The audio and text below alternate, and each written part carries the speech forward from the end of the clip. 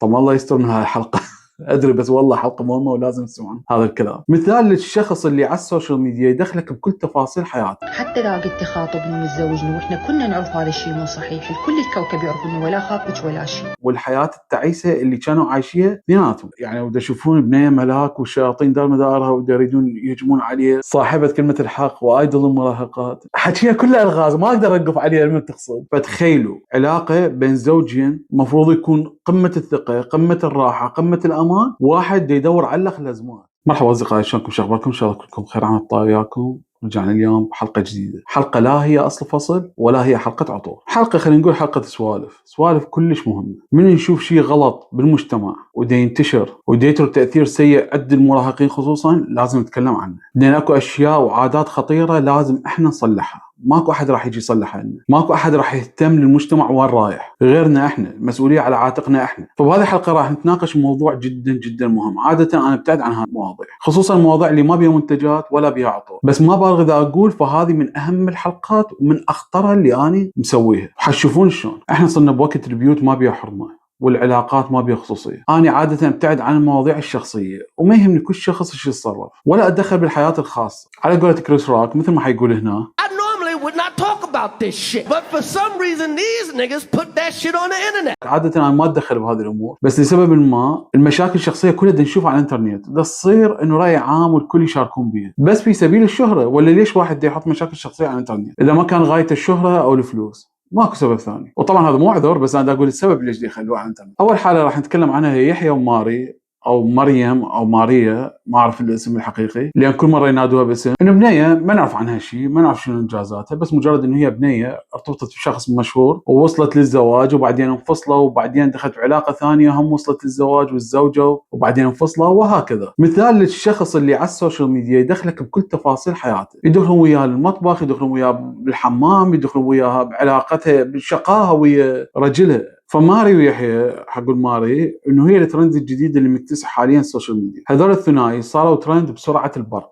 تخيلوا بنيه بدايه حياتها المفروض اكثر شيء خصوصيه عندها وعلاقاتها الشخصيه، صارت ترند بعلاقاتها الشخصيه، صارت ترند لدرجه انه الكل يتدخلون، يعني علاقه اوبن للورد كله، انه اي واحد يجي يتدخل ويعطي نصائح. هي اصلا مدخله الكل بعلاقتها الشخصيه، لا هي تنشر كل التفاصيل. من كانت ترند ويا زوجها فعليا كانت ترند، شفنا خصوصياتهم بكل غرفة ببيتهم، شفناها من دي يدللها، شفناها من دي يبوسها، شفناها من دي يشاقون شقة مال متزوجين خاص، انه كبوا بالحمام متزوجين دي يشاقون بيناتهم. لا احنا شفناه عام، يعني كأنه الكاميرا ما تطفي بالبيت، وش وقت ما يصير انه في شيء ممكن يجيب لنا مشاهدات خلينا نصوره او نقص هذا المقطع وننزله، لان الكاميرا مثل ما اقول كلام ما تنطفي. الشيء اللي وصل للمراهقين بالذات انه هذا الكابل جدا جدا سعيد، وهذا الكابل ما عنده اي مشاكل، كانت علاقه مثاليه مليانه حب، والفيديوهات عباره عن زوجه شلون مدللها ومعيشه اميره وش قد يحبها، بحتى يكون انه الزوج المثالي اللي كل المراهقات يتمنون يحصلون واحد مثله. بيوم وليله بدون سابق انذار انفصلوا، دخلوا مستشفى، واحده من المستشفى، الزوج المثالي مو يم المستشفى، عايفه وحدها، وصارت مشاكل ما لها حل ادت الى انفصال بيوم وليله. الطلقه وما الطلقه ما نعرف، بس هم انفصلوا. فجاه هذا الزوج المثالي اللي معيش مرته مدللة وأميرة نزل فيديو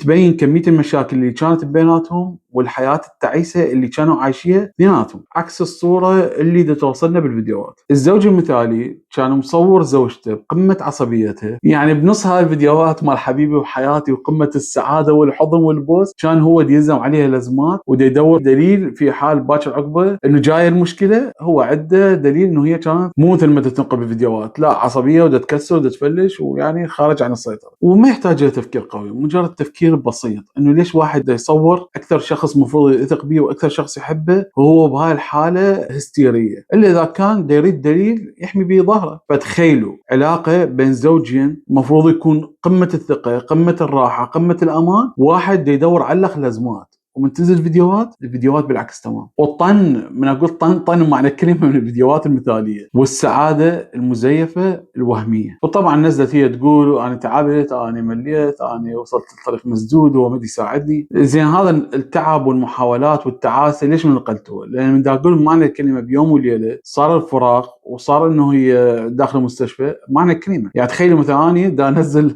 فيديوهات هنا بامريكا وبعدين على غفله انزل فيديو انه انا بالعراق، وبالعراق لا عندي فيديوهات هوايه انه انا صار لي شهرين بالعراق. بالضبط هذا اللي صار. حتقولون ايش وقت لحقت، ايش وقت جيت، ايش وقت صورت ذي فيديوهات؟ زين احنا نشوفك انت لحد الباحه بامريكا دا صار فيديوهات بامريكا، يعني ذيك كانت مسجله او مهيئه حتى بعدين من اكون انا بالعراق انزل هاي الفيديوهات. هذا اللي يصير انه هي محضره فيديوهات كلها سعاده سعاده سعاده، طن فيديوهات ومدى تشوفون انتم اللي يصير ورا الكاميرا. لان مثل ما اقول دائما المشهور ينقل لكم الصوره اللي هو يريد ينقلها. ليش قد ما تشوفون انه بدنا نشوف شفافيه، بدنا نشوف مصداقيه، بدنا نشوف لايف احنا وياهم، لا ماكو شيء. هو دي يختار شو تشوفون انتم، هو دي يختار اذا غلط، اذا طلع بحاله جنونيه، اذا طلع هو الغلطان بشيء. هذا الاشياء ما تشوفوها انتم، تشوفون ملاك كامل قدام الشاشه. فمختصر اريد اقوله انه هاي السعاده الاوفر دائما اكو وراها مشاكل انتم ما تشوفوها. وهنا يستحضرني مثل صيني يقول انه البيوت السعيده لا تصدر اصواتها. هذا المثل انا قارئ يمكن قبل 15 سنه، ويوم ورا يوم اتاكد انه هذا المثل صحيح. السعيدين من صدق ما حتلقوهم ينشرون دائما السفرات والفيكيشنات والمأكل، ولا هم سعيدين ما يحتاجون يراون عالم انه باعوا وصدقوا انه احنا سعيدين او انه علاقتنا مثاليه. لا تسمحون الوهم السوشيال ميديا ياثر عليكم، انه تكئبكم وتخليكم تظنون انه العالم كله سعيد وبس احنا عندنا مشاكل وبس احنا متكئبين ودوامه الحياه الصعبه بصوره يوميه احنا وحدنا نعاني. لا، لان حتى اذا تشوفوهم سعيدين هاي مو صوره كامله للسعاده، اكو خلفه هوايه اشياء وما تشوفوها. وهذا الشيء لازم يفتهموه مراهقيكم، لازم يفتهموه شبابكم، لازم يفتهموه الصغار بالعمر اللي دا يشوفون هذه النماذج ويعتبروها قدوه بالعلاقات. هاي الحاله الاولى.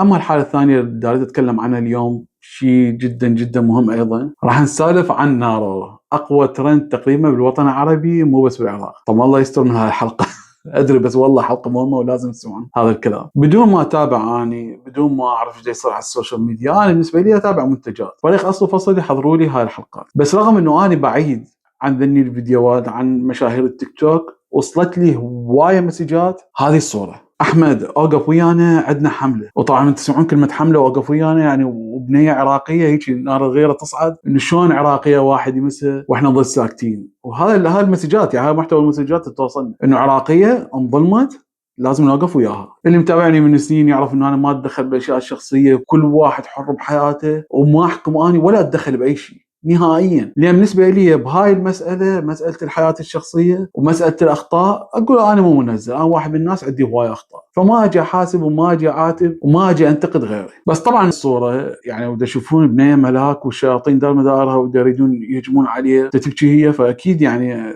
الغيره عراقيه تخليني اريد اعرف شنو الموضوع ولازم اوقف ويا بنت بلدي. ودخلت على التيك توك حتى افتهم، ويا ريت لو ما داخل على التيك توك. حتى باختصار اقول لكم انه موضوع داعم وموضوع تيك توك العراقيه مشهوره على التيك توك، والداعم ده يهددها بفيديوهات ونازل جزء من الفيديوهات ونازل فيديو لهم، وهاي صارت المشكله. وطبعا الشعب كله بظهر نار عراقيه وانفضحت، فيعني لازم احنا نسندها وندعمها. وبنيه صغيره وفعليا عندها جيش على التيك توك، يعني اي بنيه صغيره مهما كانت حتى لو مو عراقيه تتعرض لموقف انه تشهير او فضيحه او شيء، اكيد لازم طبعا الواحد يوقف وياها وياخذ حقها، يرد لها كرامتها. فاني بصراحه الصوره المبدئيه اللي عندي على بعدي عن السوشيال ميديا، انه تخيلت يعني هيك موضوع اكيد راح ادخل القى بنيه يعني منهاره نفسيا ومتدمره وتعتذر من الناس وتعتذر على الغلط. هاي اكيد غير انه وحده غلطانه وندمانه على الغلط اللي مسويته. بس اللي صار خلال اسبوع 10 ايام العكس، البنيه طلعت بفيديو وهيك تقول: باع اقول لكم شغله، لكم اني انسانه بايعه ومخلصه والله، يعني ما اهتم ولا شيء، عايشه حياتي.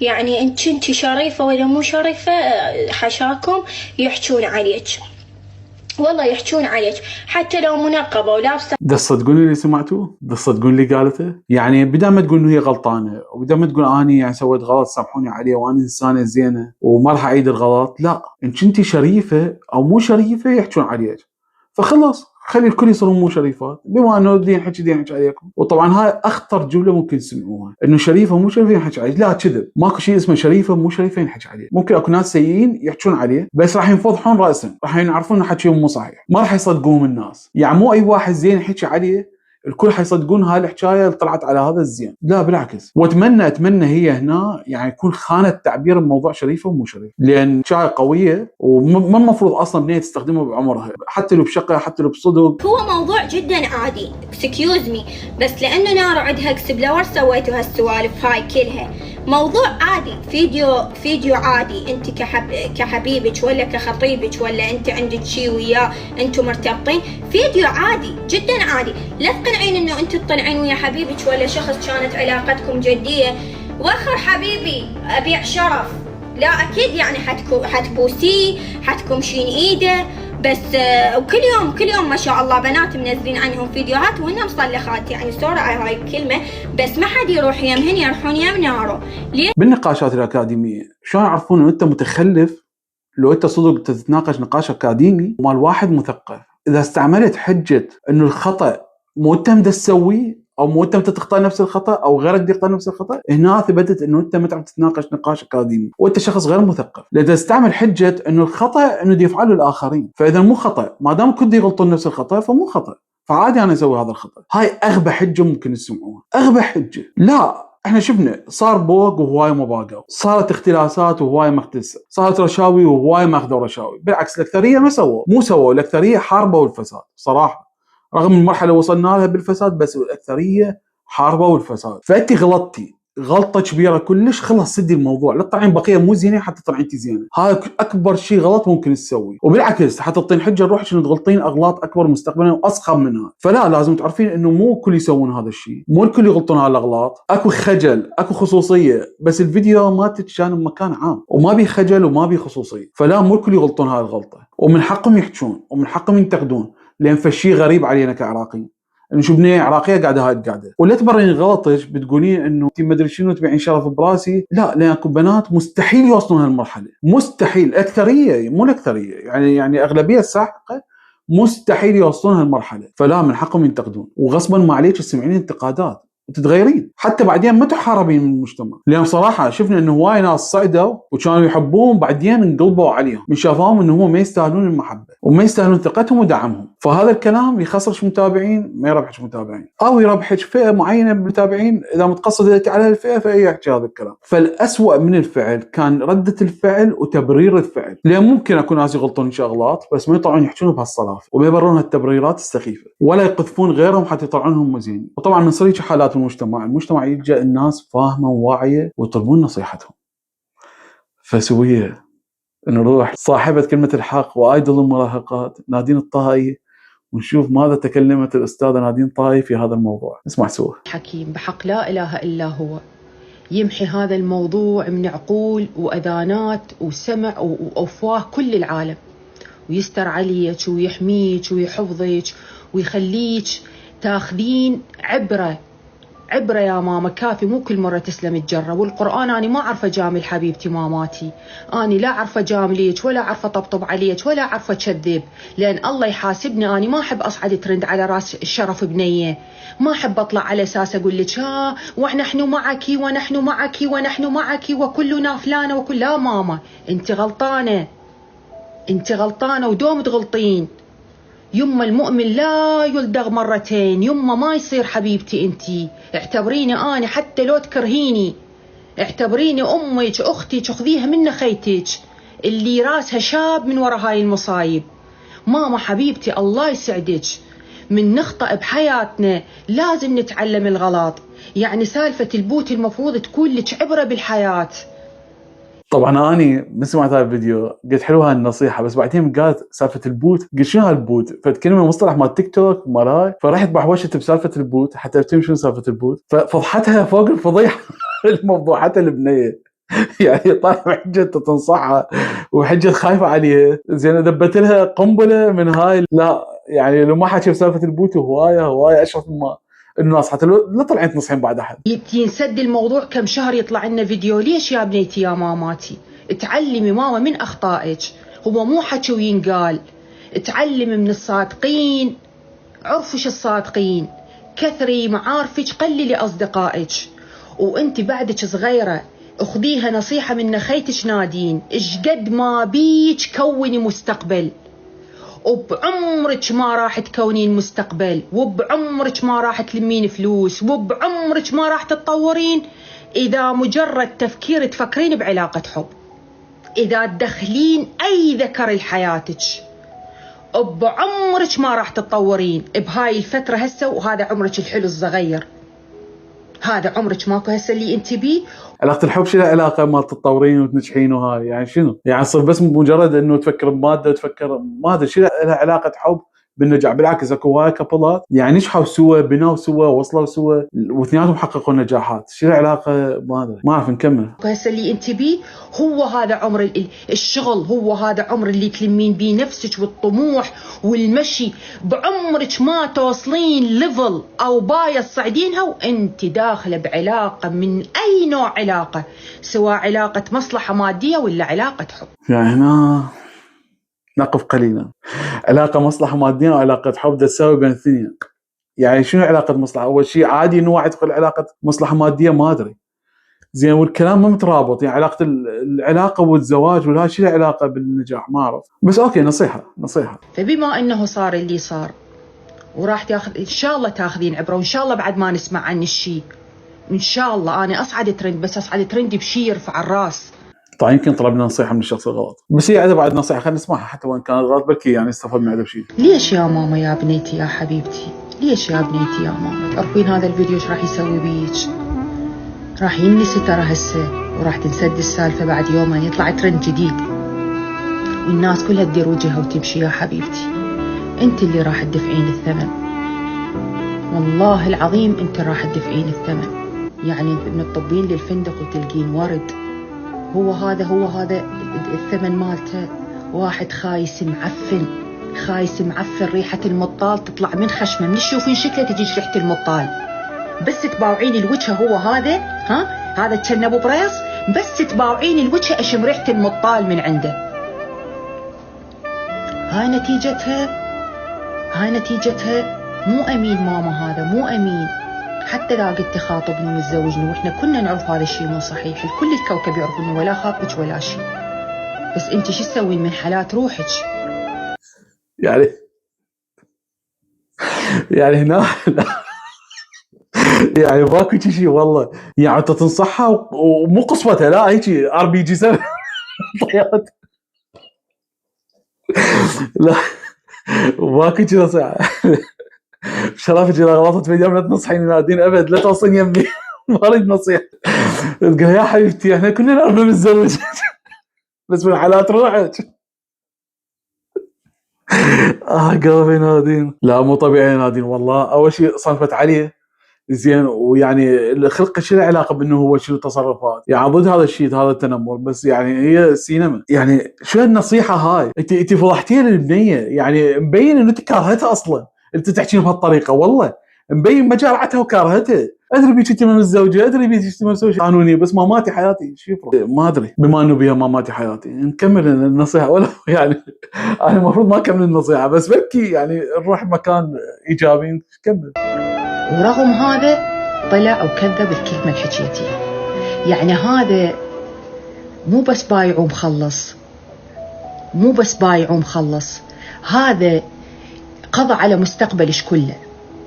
وذكريني وقولي نادينا خيتي الكبيرة قالت. يعني ناديتي صدق تنصحيها لو تدمريها لو تحطميها؟ زين ليش زين انت مو تنصحين المراهقات وتعطيهم امل؟ ليش تاخذين امل من عندها؟ ليش تقولي ما ليش امل بعد خلاص؟ بالعكس المفروض تقولي له صلحي حالك، اتصرفي احسن، الناس ينسون. مو الناس ما ينسون، لا والله الناس ينسون من يشوفوك ادميه وصرتي زينه وصرتي حبابه، بالعكس حينسون الموقف، حينسون اللي صار ويوقفون وياك. انت قاعد حاميه المراهقات وتحميهم، قاعده تقولي له داس عليش القطار وبعد متي وحندفنك وخلص واحد ماكو. انا اعرف اكو شاعره بالعراق من كانت ببداياتها شلون هالسيناريو حكت شيء ما متقصدته هي، يعني صار بعد كبرت هاي الشاعره وانعرفت وصار لها مجال وتزوجت إنسان كلش آدمي وخلفت من عنده وسوت أسرة حلوة وعدها محتوى حلو تقدمه للعالم ومحترمة نفسها وبحالها. من هاي يا ترى؟ ما تيجي ببالي ما تقصد من والله حكيها كلها ألغاز ما أقدر أوقف عليها. من تقصد منو بيها المواصفات بالضبط اللي العراق كله يعرفها؟ اللي يعرف اسم الشاعرة يكتب لي بالمسجات وجائزته قلم جاف، لأن سؤال كله سهل فكركم حتعرفوه. هو بيحل أقصر رواية. لا أنت تحكي بالغاز اسم الله عليه. نكمل لأن صابني فضول، أنا أريد أعرف من هي هاي الشاعرة السرية. خلينا نسمع. ومحترمة نفسها وبحالها من 2008. من 2008 الفيديو انتشر. كبرت المرأة وتعلمت وعرفت أخطائها ومشت صح واشتغلت صح وتزوجها الرجال هذا وخلفت من عنده ورود 2 وقعدت واستقرت واحترمت نفسها. واحنا ب 2025 وهو فيديو لا مستحيل، تواريخ الطينة. ايش قال عدد المخالفة من ايش وقت بالزوجة وين هي؟ لو قال اسمها كان تيهنا، لو قال واحدة اسمها هيجي زين وهيجي سوت خطأ كان ممكن تيهنا لكن مليون واحدة نفس الاسم، بس هالمواصفات اللي طيتيها يعني لا جبتيها فيد ما يحتاج، لا ما يحتاج، هو يعني متقصده يعني والله مستحيل. لو شلت عباش الناس اغبياء ما حيلكفون يعني هيك مستخفه، لو لان تفاصيل اكثر من اللازم ما له داعي. قولي واحده غلطت وشنو الغلط وخلاص، يعني هالتفاصيل مليانه ديتيلز. نكمل لان انا صابني الفضول كلش. واحترمت نفسها. واحنا ب 2025 وهو فيديو عادي هيك واحد قاعد يحكي سالفه. واحنا ب 2025 لحد الان انا قاعد اربط الاحداث على مود تعرفون ان هذا السوشيال ميديا ما يرحم. اذا طلعت سالفه عليك خاف تشوفين هسه كم واحد وقف وياك، ترى هاي العالم كلها راح تدير وجهها وتمشي، ترى انت راح تدفعين الثمن وحده. لحد هاي اللحظه واحنا ب 2025 وكل ما البنيه سوت لها شيء يكتبون جوا الكلمة اللي حكتها قبل 14 سنة. تعرفين شنو 14 سنة؟ لحد كبرت وخلفت ومشت. والله بصراحة أنا كنت ناسي الفيديو من 2008 ناسي الفيديو بس هي سمحت تذكرت الفيديو يعني تذكرت الموقف كله وأصلا من البداية حكيه لأن عرفنا عنه. خلينا نحكي على هذا الموضوع بصراحة اللي ذكرته ست نادين. موضوع الحكاية اللي انحكت هي حكاية غلط انحكت، بس بصراحة حكاية بقعدة يعني خاصة يعني بنية ببيت. ما المفروض يطلع هذا الفيديو بصراحة، مو متقصدة، مو ماخذة التصوير بمكان عام، وحكاية انحكت والحكاية انحفرت بالذاكرة صحيح. بس ليش انحفرت بالذاكرة؟ لأن كانت هاي المواقف مو مطروقة عندنا كعراقيين، ما صايرة عندنا كعراقيين. البنية تتلفظ هيك لفظ والسمعة بالفيديوهات ينتشر خصوصا البنية معروفة، فلهذا انعرفت الحكاية ولهذا انتشرت الحكاية. بينما هسه ينقال مليون مرة نفس الحكاية بالسوشيال ميديا اسبوعيا، يعني ملايين والله ينقال من عراقيين، بس ما نحفظ لان اصلا هسه صار موضوع عادي. هذا الحكي وهذا الغاضي يضحكون عليه ويسوء، لان انت ثاني حتسمع بعد 10 15 واحد مشفصين نفس الشفصه واصخب، فصارت ما تنحفظ بصراحه. وخير مثال على الموضوع هي نادين نفسها، يعني يوميا ينتشر لها فيديو لو حاجه حكايه تخدش الحياه، لو مفشره وغلط على احد، لو طبعا ياول ينتقدها فروح شوف شرف امك وشرف اختك وشرف مدري شنو، زين تحكي على شرف العوائل اللي يقولون بناتهم لا تتابعوها، يعني عندها اكثر من فيديو تحكي بهذا الموضوع، تطعن بشرف. زين انت وحده اذا مختلفه وياك بالراي او هي ما تحب تتابعك، ما يعني انه هي مو شريف، ما يعني انه هي توصل مرحله اخلاق وسب وقذف وهاي، لا كل من حر. انا اريد اشوف فلان، انا اريد اشوف علان كيفي. فانت لو طلعت فيديو واحد من فيديوهاتك اللي هسه مسويتها بذاك الوقت كان منحفر بالذاكره، وكان صار العراقيين يتذكروا لي هسه على قولتك، لان كان بذاك الوقت ماكو شفصات هواي، بس هسه شفصاتك كم تتنسي، واخر شفصاتك شفصه المناظر. خلينا نشوفها سوا. انا البس هذا، هاي النظارات بيها شغل ويتشن، هاي كل ما البسها اني يطب لي واحد ابن حموله يدز لي اسد، كل ما البس هاي النظارات. خلينا نلبسها والله وقفونا خلينا نشوف. يلا راح انتظر. اني هاي النظارات كل ما البسها ينزل لي اسد، والقران الكريم والقران وروح ابوي كل ما البسها. فخلي نشوف هسه. وينزل لي من جويسم، سبحان الله جويسم يحب النظارات الطبيه، اتذكره فشي جويسم اتذكره شيء نظارات طبيه. طبعا هوايه من المتابعين ما حيفتهمون شنو، بس ولد افتهموا ايش تقصد، وافتهموا حجم الشفصه اللي تشفصها بهذا الفيديو. هذا الموقف اتصور اصخم من الموقف اللي ذكرتيه بهوايه، فيا ريت تتبعين على روحك وتبطلين هاي الشفصات. ومثل ما تشوفين سيد نادين الكل يشفصون، كلكم تشفصون انتم على السوشيال ميديا، بس لا تبررون. هي هنا لا حد يبرر شفصاته، اللي يريد خلي يعتذر على الشفصه وينهي الموضوع ويسد. بس تبرير شفصات ده يصير اصخم من شفصاتكم والله. فرجاء بطلوا تبرير، لان تحضرون تغلطون، فبطلوا تبرير، مو بطلوا شفصات، بطلوا تبرير. لا تخلون الشفصات والفضائح تبين كشيء عادي، لان هذا الشيء حيخرب اجيال. فمثل ما شفتوا مواضيع السوشيال ميديا والمشاهير على السوشيال ميديا ده يصير تجفيس مو طبيعي، ده يحاولون يغيرون تفكير المجتمع ويخلون الغلط يبين صح، او على الاقل يبين انه في شيء عادي. وهذا الشيء احنا شفناه بالغرب انه بدا بهالطريقه وبعدين وصلوا للي وصلوا له. فاحنا نريد نحتفظ بعاداتنا، نريد نحتفظ بتقاليدنا اللي احنا كلش فخورين بيها، نريد نحتفظ باخلاق بناتنا الحلوات اللي ماكو مثل اخلاقهم صراحه. لهذا ايش قد ما نفترض نرجع نقول البنيه العربيه ماكو مثلها صوره عامه، والعراقيه خصوصا بالنسبه لنا كعراقيين صوره خاصه ماكو مثل كاخلاق وكتربيه وكادب. وهذا الشيء يزيد جمال البنيه. ولا تقولون لا احنا موبايلاتنا بيد ولدنا مأمنين احنا انه ما يطلع لهم شيء، هم ما متابعون هالاشياء. مو شرط متابعين، مو شرط. بدنا نشوف احنا الايام تقلبون بالانستغرام على الغفله يطلع لكم بيج انتوا لا متابعيه ولا شايفيه ولا مسوي له لايك اصلا، كاقتراح كسجشن يطلع لكم هذا الشيء. فلازم تحكون ويا ولدكم دائما، لازم تنصحهم، لازم تقول لهم هذه التصرفات غلط ويعرفون من يتابعون. اتمنى حلقه استفادتوا من عندها، ولازم يشوفوها الكل ويستفادوا من عندها. ولا طلبه من عندكم اي واحد يشوف الحلقه يكتب بالتعليقات شو رايكم بدي تشوفوه بالسوشيال ميديا. هل فعلا هذا يعكس واقعنا؟ هل فعلا واقعنا وصل هالدرجه متدنيه مثل ما يحاولون ينقلون المشاهير، او لا مثل ما هو والزينين اكثر من المزينين؟ يا ريت تكتبون بالتعليقات حتى يقرون كل كلامكم. اتمنى عجبتكم الحلقه، اشوفكم حلقه جديده مع طلال فصل. انتظروني قريبا جدا جدا. مع السلامه اصدقائي.